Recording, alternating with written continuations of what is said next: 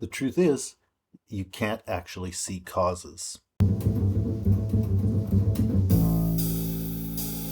Hume's most important insight is that it's a different thing to explain why something is the case and to explain how you know that something is the case.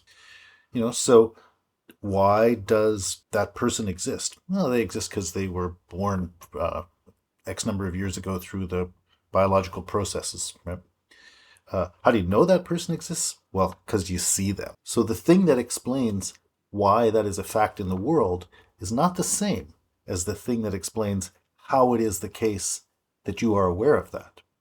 Well, about anything that exists outside us, we have no way of knowing about that except by our senses. That's what our senses are. They're the way we apprehend what's outside.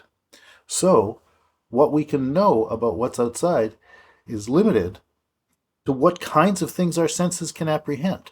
With anything, the medium sets the limits to what can be communicated in it or through it. So, for example, a photograph, by exposing light to photographic paper, produces a two-dimensional image. You can't get a third dimension in there. It's going to be a flat thing. You can put things in there that people will see as depth based on various conventions and whatever else, but the image itself can't ever be anything other than two-dimensional. And so that's what you have to learn how to do with photographs. Like, how can you use two dimensions to get something communicated? On a telegraph, you can send electrical impulses down a wire. And so, they invented this ingenious system of dots and dashes, Morse code, to be able to spell out words. But that's a pretty small reflection, for example, of what it's like to actually talk with someone. And translating a communication into a telegram, you lose a lot. Right?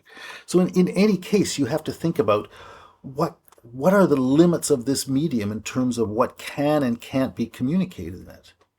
Well, that's the same with our senses. So if we want to ask why this thing is green, this sweatshirt I'm wearing, we would explain that by the processes of dyeing and the character of the fabric and whatever else.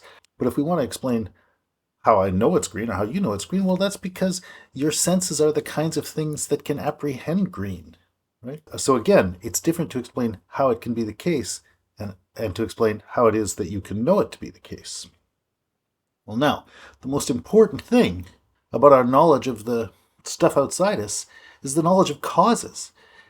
Everything about us depends on our knowledge of causes. I mean, of course, at the most obvious and powerful level, that's what science is about, understanding why things happen.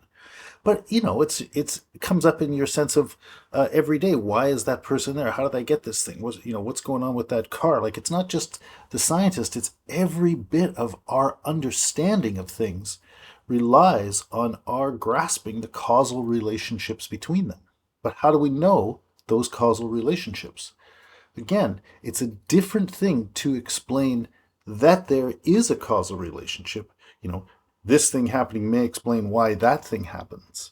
It's a different thing to explain that and to explain how we're able to know it. Right? The fact that one thing causes another thing doesn't explain how we're able to apprehend that one thing caused that other thing.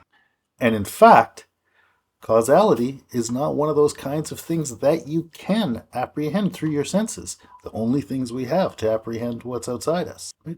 All you can apprehend through your senses is that something is in fact the case. That thing is appearing to me right now. That thing is appearing to me right now. Right? A green thing is there. A loud thing is there. Right? That's all stuff that shows up through your senses.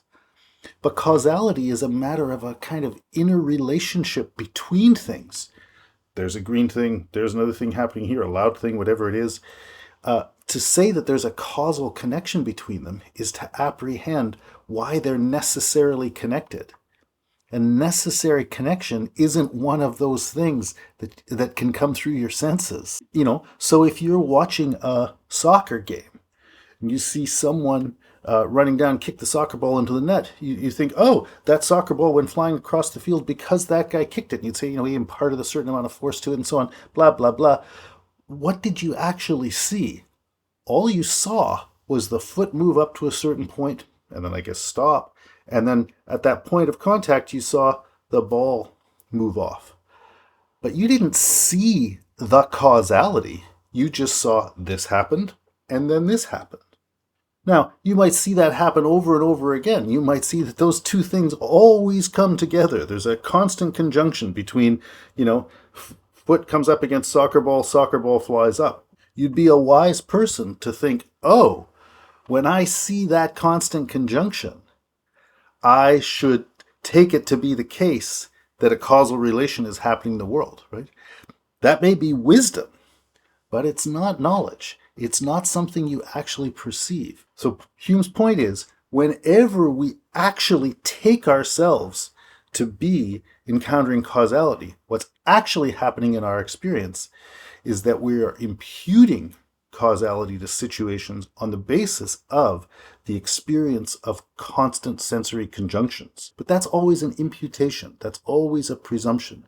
Causality is something we never see.